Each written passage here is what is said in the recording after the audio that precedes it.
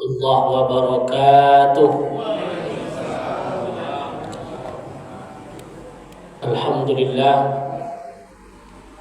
Alhamdulillah liwahidil atiyah, wassalatu wassalamu ala khairil bariyah wa ala alihi wa sahbihi zawin nufuziz zakiyah. Asyhadu an la ilaha illallah wahdahu la syarika lah wa asyhadu anna Muhammadan abduhu wa rasuluhu la nabiyya ba'dah. Rabbi israh li sadri wa yassir li amri wahlul 'uqdatam min lisani yafqahu qawli. Faqala Allah Ta'ala fil Qur'anil Karim, bismillahirrahmanirrahim, wa ma arsalnaka illa rahmatan lil alamin. Tidak kami utus engkau hai Muhammad kecuali bagi sekalian alam. Ini yang kita syukuri. Bersyukur kita kepada Allah. Alhamdulillah, pada malam yang mulia ini kita bisa hadir di masjid yang mulia ini, di tempat yang mulia ini. InsyaAllah kemuliaan akan diturunkan kepada kita semua. Amin ya rabbal alamin. Berselawat kita kepada Rasulullah sallallahu alaihi wasallam. Allahumma salli ala sayyidina Muhammad wa ala ali sayyidina Muhammad. Nabi akhir zaman, la nabiyya ba'da. Tidak ada nabi setelahnya. Jadi kalau ada yang mengaku nabi, pasti bukan nabi. Karena jelas Rasulullah itu khatamun nubuwah. Ada stempel di beliau itu sebagai penutup segala nabi. Jadi tertutup pintu kenabian. Maka dan beliau penutup segala nabi juga diutus secara universal. Karena Al-Quran yang mengatakan, wa ma arsalnaka illa rahmatan lil alamin. Tidak kami utus engkau hai Muhammad kecuali sebagai rahmat bagi sekalian alam. Maknanya itulah bedanya Nabi Muhammad dari nabi-nabi sebelum. Ketika Injil diturunkan bersama Nabi Isa, itu bukan untuk seluruh manusia, tapi jelas untuk Bani Israel. Musa diturunkan untuk Bani Israel. Daud diturunkan untuk Bani Israel. Termasuk Sulaiman juga untuk Bani Israel. Maka seluruh kitab syariat yang diturunkan dulu itu khusus untuk Bani Israel. Mulai dari Taurat atau Torah, orang sekarang menyebutnya Perjanjian Lama, atau Injil melalui Nabi Isa alaihissalam yang disebut dengan Perjanjian Baru. Jadi Yahudi Nasrani ini satu kitab. Perjanjian lamanya Torah atau Tanakh, Perjanjian Barunya adalah Injil atau Bible. Dan itu diuntukkan untuk Bani Israel. Namun Nabi Muhammad SAW jelas-jelas Al-Quran mengatakan rahmatan lil alamin, bagi seluruh umat manusia.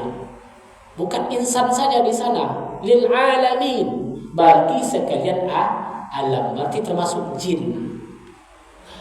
Bukan manusia saja, Pak. Berarti termasuk jin juga masuk di dalamnya. Maka di Al-Quran ada surat jin yang Rasulullah juga datang kepada mereka. Inilah keyakinan kita, iman kita yang mantap. Karena pada dasarnya mulai dari Nabi Adam sampai kepada Nabi Isa alaihissalam itu disebut dengan Hanif. Hanif, apa arti Hanif? Itu bersih. Kalau bahasa bersih berarti masuk dalam kalimat yang pertama, la ilaha illallah. Jadi semuanya seperti itu Bapak Ibu.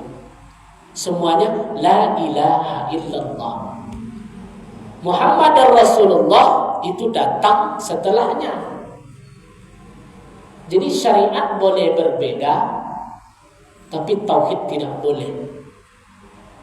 Maka di Al-Quran dikatakan seluruh ahli kitab itu pada umumnya tahu dia bahwa Allah itu Esa satu. Ya, la syarik, tidak ada sekutu. Kenapa muncul? Bukan Nabi Musa yang menyekutukan Allah, tapi setelahnya ketika perintah Taurat itu dibelokkan, sehingga muncul Al-Uzair ibnullah. Mereka menganggap ada penjelmaan Allah di bumi ini, mereka buat patung sapi. Maka ada istilah sekarang sapi merah. Itu doktrin Yahudi, Pak. Kalau Baitul Maqdis itu sudah mereka caplok, maka sapi merah ini akan disembelih. Disinilah penyimpangannya. Injil benar datang dari Allah, tapi muncul Paulus setelah Isa alaihissalam yang membelokkan bahwa anna Isa ibnullah. Mereka menganggap bahwa Isa itu anak Allah. Maka datang Al-Quran yang meluruskan. Jadi salah satu rukun iman kita yang keempat itu percaya kepada kitab. Kitab yang kita yakini apa, Pak? Taurat, Zabur, Injil, Quran. Berarti mereka sama. Baik di Injil, baik di Zabur, baik di Taurat, baik di Al-Quran. La ilaha illallah, la syarikalah. Tidak ada Tuhan selain Allah. La syarik, tak ada sekutu baginya. Syariat betul tak sama. Syariat tak sama. Syariat ini amalan. Beda amalan Nabi Musa, beda amalan Nabi Isa, beda syariat yang datang pada masa Nabi Muhammad sallallahu alaihi wasallam. Maka Isa enggak pernah sholat 5 waktu. Musa enggak ada sholat 5 waktu. Enggak ada istilah puasa, ada tapi tidak seperti ini, Ramadan. Di sini kita kembali. Kenapa orang-orang Bani Israel tidak menerima kedatangan Nabi Muhammad? Karena nabi-nabi itu seluruhnya mayoritas dari mereka. Sampai-sampai Allah katakan dalam Al-Quran, Ya Bani Israel azkuru ni'mati allati an'amtu alaikum wa anni faddaltukum 'alal 'alamin. Wahai Bani Israel, hai orang-orang Israel, uzkuru, ingatlah oleh kalian ni'mati, nikmat Allah atas engkau. Wa inni faddaltukum 'alal 'alamin, dan aku lebihkan kalian dari manusia sekaliannya. Allah angkat derajat orang Israel ini, mulai dari manna salwa, makan gratis, ya, hanya orang Israel yang dapat, Pak. Di zaman Nabi Musa, wa anzalna manna salwa. Manna salwa itu, Bu, tinggal request datang. Ada nggak sekarang seperti itu, Pak? Bayangkan Bani Israel itu, saya mau pizza, turun pizza. Nggak dapat kita kelebihan seperti itu. Begitu nikmat Allah besar kepada mereka. Saya mau buah durian, turun durian, Pak. Ibu suka makan apa? Ibu sukanya apa? Lempu, turun tuh. Bayangkan, pernah di zaman Nabi Musa alaihissalam. Tengok dalam surah Al-Baqarah. Mereka minta kepada Musa supaya turun hidangan dari langit. Ma'idatan minas sama, turun hidangan dari langit. Itu yang mereka minta, dikabulkan oleh Allah. Cuman syaratnya dalam syariat Musa ketika itu, hidangan yang turun dari langit itu habis, selesai. Jangan ditumpuk-tumpuk. Dasar orang Israel ini serakah. Dikumpulkan, Pak, dikumpulkan. Karena mereka berpikir besok nggak datang lagi, jadi kita stok banyak-banyak. Padahal Musa melarang ketika itu. Maka nikmat itu nggak turun lagi. Bayangkan bagaimana Allah mengangkat nikmat terhadap orang-orang Israel dulu. Al-Quran yang mengatakan seperti itu. Perkara Nabi juga mulai dari Yakub ini kan Nabi. Nama lain dari Yakub itu siapa, Pak? Israel. Inilah bapak daripada bangsa Israel. Yakub, Nabi Yakub. Yakub punya 12 anak. Awalnya Ibrahim. punya 2 orang istri, Hajar dengan Sarah. Sarah tak punya tak hamil, nikah dengan Hajar. Hajar hamil, lahir Ismail. Ismail dibawa oleh Ibrahim waktu bayi ke lembah Mekah. Di sini muncul peradaban di Makkahul Mukarramah karena ada air Zam-Zam. Muncul di sana peradaban. Tapi Nabi belum turun, hanya Ismail yang diangkat jadi nabi oleh Allah. Balik ke Hebron di Palestina, Sarah pun hamil, 13 tahun jaraknya dengan Ismail. Sarah hamil, lahir anak Ishak. Ishak punya anak Yakub. Yakub ini nama lain daripada Israel. Di Yakub inilah berkembang 12 anak. Maka 12 ini disebut dengan suku Bani Israel. Jadi suku Bani Israel itu ada 12. Yusuf, Benyamin, Zebulon, Yehuda, Asaker, 12 itu saya lupa. Dari 12 anak Yakub ini atau anak Israel ini, satu yang diangkat jadi nabi, namanya Yusuf. Yusuf kakak beradik dengan Benyamin, maknya sama. Yang 10 maknya lain. Karena Yusuf mau diangkat jadi nabi, yang 10 ini cemburu. Ini ada dalam surat Yusuf. Masukkan ke dalam sumur. Masuk ke dalam sumur. Datang orang ambil air, diangkat Yusuf masih kecil, dibawa ke Mesir, dijual di pasar Mesir. Siapa yang beli Yusuf? Seorang menteri Fir'aun. Kan Fir'aun yang memimpin Mesir ketika itu. Jadi jangan kita berpikir Fir'aun itu satu banyak. Fir'aun itu gelar raja Mesir. Asal ada yang jadi raja namanya Fir'aun. Yang sama Jawa, asal ada yang jadi raja namanya Sultan.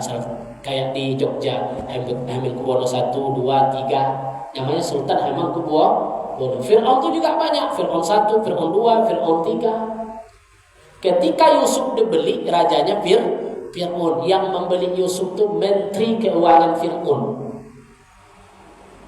Nama istrinya Zulaikha. Zulaikha kok amat angkek daripada Yusuf. Ketika Yusuf bujang, tampan dia, gagah. Karena tidak ada hubungan batin Zulaikha dengan Yusuf, maka terjadilah yang terjadi. Zulaikha suka sama Yusuf. Tengok dalam surah Yusuf, ini cerita Al-Quran. Sehingga kalau sobeknya di depan, siapa yang salah? Yusuf. Kalau sobeknya di belakang, Zulaikha. Ternyata sobeknya di mana? Di belakang. Yang di penjara siapa? Yusuf. Istri menteri. Coba apa gini? Jangan kayak istri menteri balawang dengan anak gubernur. Siapa yang di penjara? Ya, teorinya sederhana. Tapi Yusuf diangkat oleh Allah. Dia ahli tafsir mimpi. Ahli tafsir mimpi. Mimpi Fir'aun, Raja Mesir. Mimpinya apa? Akan terjadi peceklik. 7 onta memakan 7 onta yang kurus. Ada dalam Al-Quran itu. Ini kita singkatkan ceritanya. Berhubung waktu. Akhirnya, karena dia ahli dalam menerobos bidang ekonomi, ketika Menteri Keuangan ini meninggal, maka Yusuf jadi menteri Fir'aun, jadi menteri keuangan. Akhirnya Zulaikha jadi istri Yusuf. Maka kalau ada orang doa, tidak salah Bapak dengar Pak, Allahumma alif qulubahuma kama alafta baina Yusuf wa Zulaikha, ya kan?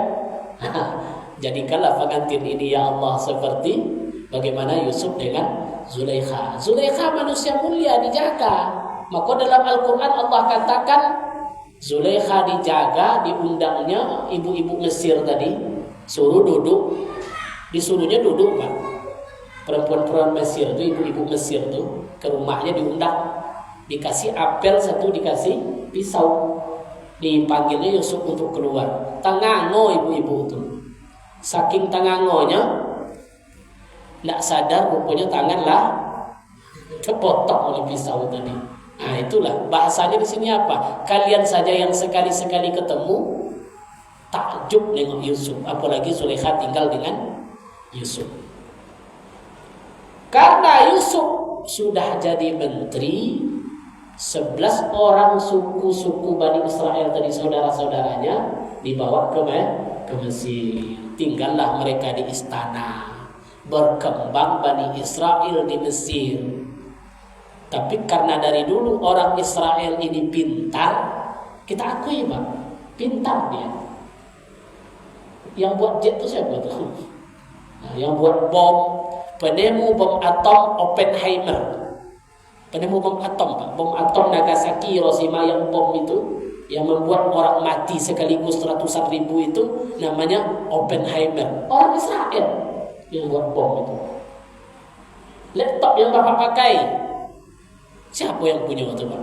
Mereka tuh fakir, sehingga Mesir tuh ekonominya dipegang oleh Yusuf dan keturunannya dan saudara-saudaranya. Karena mungkin sudah berlama-lama terlalu dominan, maka muncul keputusan Fir'aun selanjutnya setelah itu.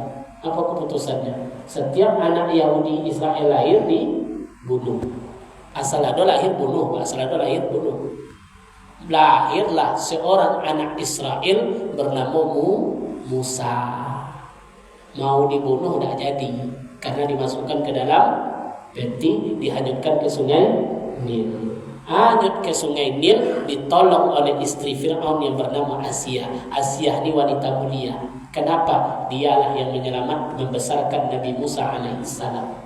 Rupa anak setelah besar berlawan dia dengan Fir'aun. Saking marahnya Fir'aun, seluruh orang Yahudi, seluruh orang Nasrani, orang Israel yang ada di Mesir dibunuh. Akhirnya mereka lari sampai menyeberang Laut Merah. Musa yang menyelamatkan Bani Israel melalui Laut Merah. Dari Laut Merah sampailah ke Tanah Perjanjian. Tanah Perjanjian ini syaratnya itu beriman kepada Allah. Kalau tidak hancur, maka Bani Israel itu sudah sekali hancur Pak. Sekarang masuk lagi bernama negara Israel. Lihat perangainya sampai hari ini. Tidak berubah dari dulu. Membunuh, genosida, 41.000 meninggal orang Palestina di Gaza. Sekarang Lebanon pun dihantam. Tabiat orang-orang Israel dari dulu memang seperti itu, suka membunuh. Tapi Al-Quran juga menjanjikan tunggu kehancuran selanjutnya. Tapi kehancuran ini merupakan akhir daripada tanda-tanda kiamat. Itu ada hadisnya.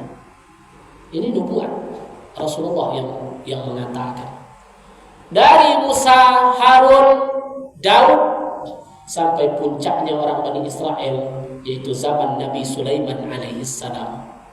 Dari Sulaiman terus ke Ilyasa, Yahya atau Jones sampai terakhir kepada Isa alaihissalam yang mereka sebut dengan Yesus.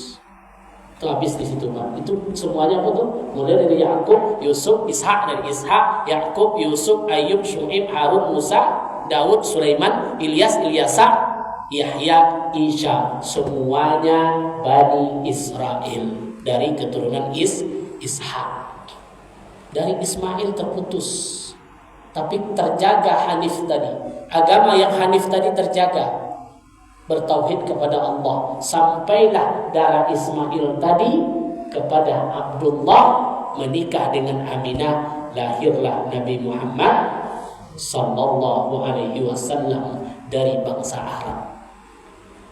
Lahir Nabi Muhammad bukan untuk Bani Israel, bukan untuk bangsa Arab, tapi untuk sekalian alam. Maka malam kelahiran Nabi itu seperti apa? Hadara ummahu lailata maulidihi Asiyatan wa Maryam minal khaziratil qudsiyah فولدته صلى الله عليه وسلم نورا يتلألأ سنا. Malam itu kata Syekh Ja'far dalam kitab Al-Barzanji, datang wanita mulia menunggu kelahiran Rasulullah Muhammad. Siapa? Asia. Siapa Asia tadi Pak? Ibu Nabi Musa.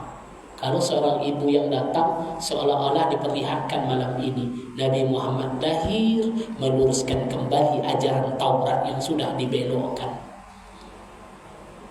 Yang kedua, siapa yang turun? wa Maryam minal khaziratil qudsiyah. Wanita yang hadir malam itu adalah Maryam. Siapa Maryam? Ibu Nabi Isa. Seolah-olah diperlihatkan bahwa Nabi Muhammad lahir membenarkan Injil dan meluruskan untuk mentauhidkan Allah Subhanahu wa taala. Karena Injil itu banyak, Pak. Tapi dalam kanon Kristiani kan cuma 4. Ya, Lukas, Injil Matius, Paulus, Yohanes. Barnabas tidak dipakai. Yang ketemu di Turki itu Injil Barnabas. Muncul di sana kata Ahmad bahwa setelah aku, kata Isa, akan datang Mesias. Mesias itu apa? Sang penyelamat. Berarti bukan dia Mesiasnya, tapi Nabi Muhammad sallallahu alaihi wasallam. Makanya disitulah yang membuat keyakinan kita bahwa Rasulullah hadir untuk membuka seluruh sejarah-sejarah yang sudah dibelokkan dan membenarkannya dari Al-Quran. Coba bacain Al-Quran. Al-Quran bercerita tentang sejarah Nabi Ibrahim. Padahal Nabi Muhammad tidak pernah bersentuhan. Ya, karena Mekah, Ibrahim di Hebron, Palestina. Jauh. Tapi Al-Quran sudah membuka. Maka di sinilah buktinya Al-Quran itu betul-betul wahyu yang datang dari Allah. Bukan sembarangan, betul-betul datang dari Allah. Ini jelas di sana. Dan bisa diuji. Al-Quran itu bisa diuji. Allah katakan dalam Al-Quran, ya, wa illam taf'alu wa lan taf'alu fattaqun nar allati waquduha an-nas wal hijarah. Dalam sebagian ayat dikatakan, wa in kuntum fi raibin mimma nazzalna fa'tu bi suratin min mithlihi. Kalau seandainya kalian ragu, kata Allah, tentang Al-Quran ini, tolong buat satu surat saja yang sama dengan Al-Quran. Tidak akan ketemu, Pak, sampai kapanpun. Sudah 14 abad Al-Quran ini tidak pernah terjadi perubahan sedikit pun. Begitulah mukjizat Quran itu, Pak. Ada berapa abad? 14 abad. Tidak ada yang berubah titik komanya. Ada tidak kitab yang seperti itu? Kalau kita buka Bible, versinya banyak, Pak. Ya, versinya banyak. Kalau kita buka Tanakh, Torah atau Taurat, versinya banyak. Karena sudah terjadi percetakan, macam-macam penulisannya. Tapi Al-Quran Allah jaga sampai hari kiamat, tidak akan berubah satu huruf pun. Begitulah mukjizat Al-Quran. Begitulah mukjizat Al-Quran. Makanya kita sebagai umat Rasulullah mesti tautkan hati kita dengan Rasulullah Muhammad SAW. Karena Rasul yang bersumpah, Allah haramkan umat lain masuk surga sebelum umatku masuk surga semuanya, kata Nabi. Jadi umat yang pertama kali masuk surga siapa? Umat Nabi Muhammad. Allah haramkan Nabi masuk surga sebelum Nabi Muhammad SAW. Maka wajar Nabi mengatakan, ana sayyidu waladi Adam. Saya ini penghulu seluruh anak keturunan Adam. Berarti Nabi Adam penghulunya siapa? Nabi Muhammad. Mana dulu Adam daripada Nabi Muhammad, Pak? Hah? Tapi Nabi Muhammad penghulu tadi. Lebih duluan Adam atau Nabi Muhammad? Hah? Dulu Nabi Adam. Karena Adam Nabi yang pertama. Tapi Adam adalah abal bashar. Adam ini bapak tubuh. Tangan, kaki, ya semua ini. Karena Adam min turab, dari tanah. Jadi Nabi Adam disebut dengan abal bashar, bapak daripada tubuh. Wa Muhammad, siapa Nabi Muhammad? Abul ruh, bapak segala rohani. Jadi jasad awak ada dua, Pak. Jasmani, rohani. Jasmani siapa bapaknya? Adam. Rohani siapa bapaknya? Nabi Muhammad. Maka di Adam ada Nabi Muhammad. Dialog Adam dengan Allah juga tentang Nabi Muhammad. Dialog Musa dengan Allah sudah ada Muhammad. Dialog Isa dengan Allah sudah ada Muhammad sallallahu alaihi wasallam. Jadi wajar Nabi mengatakan la yu'minu ahadukum, kalian tidak akan beriman, kata Nabi, sehingga habba ilayya, kalian lebih mencintai aku daripada bapak kalian, anak-anak kalian dan manusia sekalian alam. Maka mesti kita mencintai Rasulullah. Kalaulah cinta, seperti apa Nabi Muhammad itu, Ustaz? Itu yang pertanyaan hari ini. Ini belajar sirah saja kita malas. Kapan Nabi lahir, di mana Nabi lahir, siapa yang menyusukan Nabi, siapa yang menjaga Nabi, umur berapa Nabi wafat ibunya, umur berapa Nabi wafat bapaknya, umur berapa Nabi wafat datuknya, kapan dia menikah, diangkat jadi Rasul, umur berapa. Ini sirah ini mesti kita hafal, tahu kita. Mau tanya apa? Mas kawin Nabi berapa, Pak? Mas kawin nikah dengan Khadijah tuh. Apa mas kawinnya? Waktu itu belum ada seperangkat alat sholat. Berapa mas kawinnya? 30 ekor? 30 ekor onta. Satu onta 30 juta kali 30, 600 juta. Jadi Rasulullah itu mas kawinnya 2 buah mobil ras atau mobil Terios atau 1 buah Innova terbaru. Iya kan? Ibu mas kawinnya apa dulu? Ini untuk apa ini, Bu? Membantah orientalis yang mengatakan Nabi itu miskin, payah makan, hidupnya sederhana. Apa nama? Susah hidupnya. Kalau udah susah kumuh, Jadi image kita nanti Nabi itu miskin. Berapa mas kawin tadi? 600 juta. Miskin atau kaya tuh? Maka jadi kalau betul Rasulullah Nabi kita harus berusaha jadi orang kaya. Berdiri di atas kaki sendiri, jangan malas. Rajin kita berusaha. Jiwa kita harus entrepreneur. Karena Nabi itu pedagang, bukan pedagang lagi, pembisnis mulu. Oh pedagang Ustaz, jangan disangka Nabi itu pedagang buka lapak jualan. Jangan seperti pagi-pagi orang, tidak. Al-Quran menggambarkan li'ilafi Quraisy ilafihim atas syita'i was-saif. Orang Quraisy itu, Rasulullah itu kan orang Quraisy itu, dia berdagang syita. Rihlah itu, kalau rihlah sekarang pesawat Pak. Rihlah itu kalau bahasa sekarangnya ekspor impor.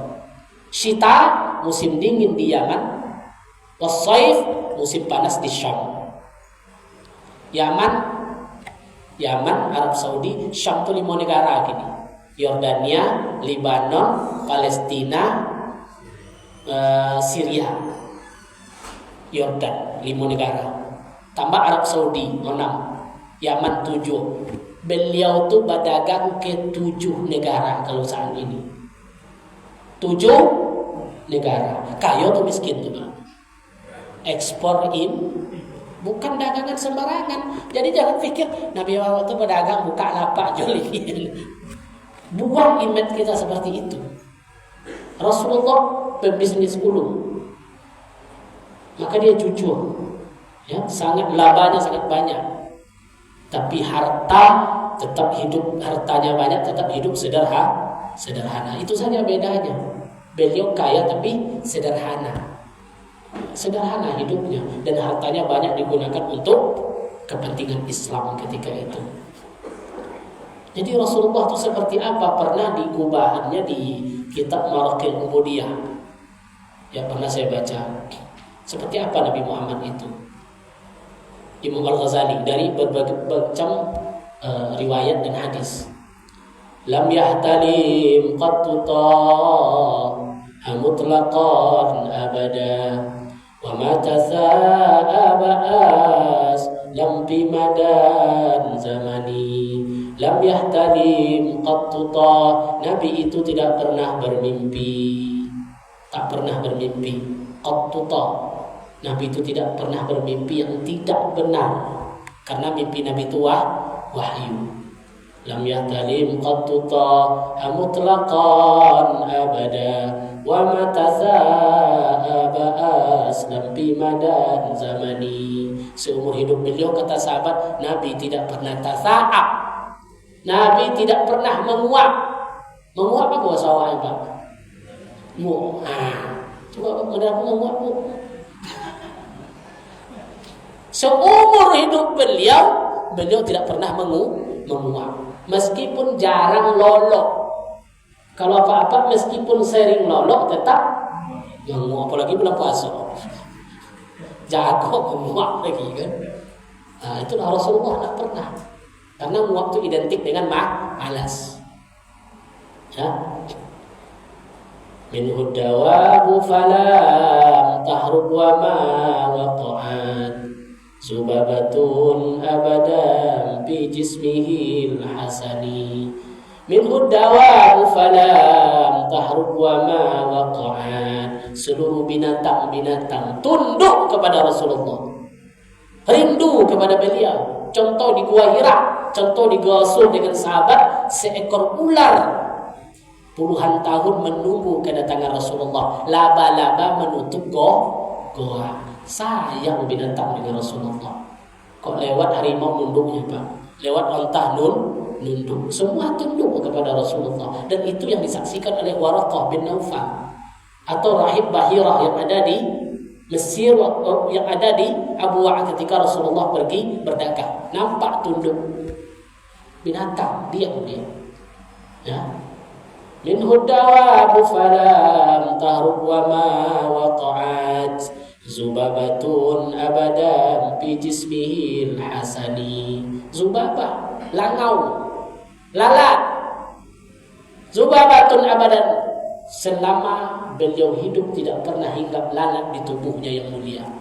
Langau tidak pernah dihinggap ke tubuh Rasulullah. Kalau ibu-ibu meskipun 3 kali mandi, kalau makan tetap datang.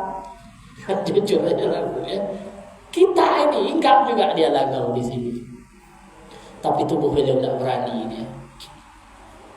Wa qalbuhu lam yanam wal 'ainu qad na'asat wa la yurazilluhu fi syamsi zufatani. Wa qalbuhu lam yanam, hati beliau tidak pernah tidur. Wal 'ainu qad na'asat, meskipun matanya terpejam. Nabi meskipun tidur, hatinya tidak pernah tidur. Terbalik dengan kita, meskipun mata kita menengok, hati tetap tidur. Sehingga ibu pulang ke rumah nanya anak, apa gaji ustaz tadi mak? Entah katanya, nak masuk je. Karena sambil nengok tadi, pikiran tak ke mana hatinya tak ke mana.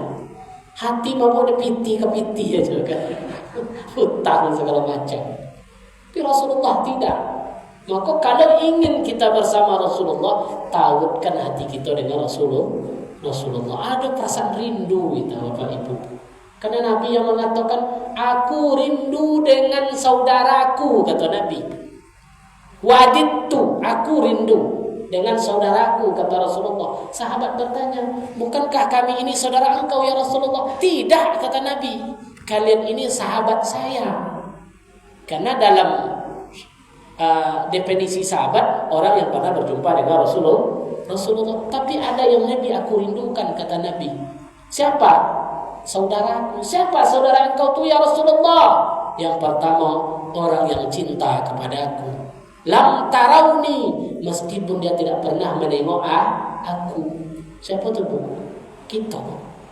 Wa amanu, mereka beriman. Jadi syaratnya 3 saudara Nabi itu. Tak pernah ketemu. Pernah tak kita ketemu, Pak? Nah, amanu, beriman tak kita dengan Nabi? Beriman. Kemudian cinta kepada Nabi. Maka pernah cinta kepada orang yang tak pernah kita lihat. Maka Rasulullah rindu kepada kita. Nanti ibu dipanggil, Ibu saya mau ke sini, saya rindu, kata Nabi. Kenapa? Ibu memenuhi 3 syarat. Yang pertama, tidak pernah nengok Nabi. Yang kedua, beriman kepada Nabi. Yang ketiga, cinta kepada Nabi. Tapi cinta itu harus dibuktikan. Harus dibuktikan. Masuk waktu Pak. Seketek lain. Apa bukti cinta kita kepada Nabi? Bukan sembarangan Pak. Ya, rajin bersolawat kepada Rasulullah. Ada sahabat, ada ulama yang amalan salawatnya 50.000 sehari semalam. Kuat tak itu Pak? Salawatnya berapa banyak? Sampai 50.000. Ada yang mengamalkan salawat nariyah, ada yang mengamalkan salawat tibbil qulub, ada yang mengamalkan salawat burda. Tapi datang sekarang orang menyalahkan, tidak boleh itu, tidak pernah dibuat Nabi. Tapi kalau kita baca literaturnya luar biasa. Syekh Syarafuddin Al-Busiri menyaksikan sendiri 90 Hijriah, seorang imam Mesir nyekarang selawat tuh kan, nyekarang. Waktu itu dia terkena penyakit lumpuh. Tengok kisah Syekh Syarafuddin Al-Busiri, gelarnya Imam Busiri. Sedikit lagi ya. Imam Busiri itu penulis salawat, ini lumpuh, langsungnya tertidur. Dalam tidur tadi datang Rasulullah membawa jubah, dipakaikan jubah kepada Syekh Al-Busiri. Terbangun Syekh Al-Busiri, langsung lumpuhnya hilang. Heran muridnya, "Hai Imam, engkau sembuh?" "Iya, saya tulis salawat." Maka salawat ini harus saya namakan dengan salawat jubah. Apa salawat jubah itu Pak? Qasidah burda. Qasidah burda. Mungkin kita sering baca tapi tidak sadar. Ya Rabbi bil Mustafa balik maqasidana waghfir lana ma mata ya wasi'al karami. Pernah Ibu dengar tuh? Apa namanya itu? Qasidah burda. Karena yang ngarangnya Syekh Syarafuddin Al-Busiri sembuhnya gara-gara nulis salawat itu. Kenapa baca salawat kita disalahkan? Silakan kita bersalawat. Mudah-mudahan bermanfaat dan menambah kecintaan kita kepada Rasulullah SAW. Mudah-mudahan bermanfaat karena kita dibatasi oleh waktu. Kalau ada kata yang tidak pada tempatnya, mohon dimaafkan. Subhanakallahumma wa bihamdika asyhadu an la ilaha illa anta astaghfiruka wa atubu ilaik. Assalamualaikum warahmatullahi wabarakatuh.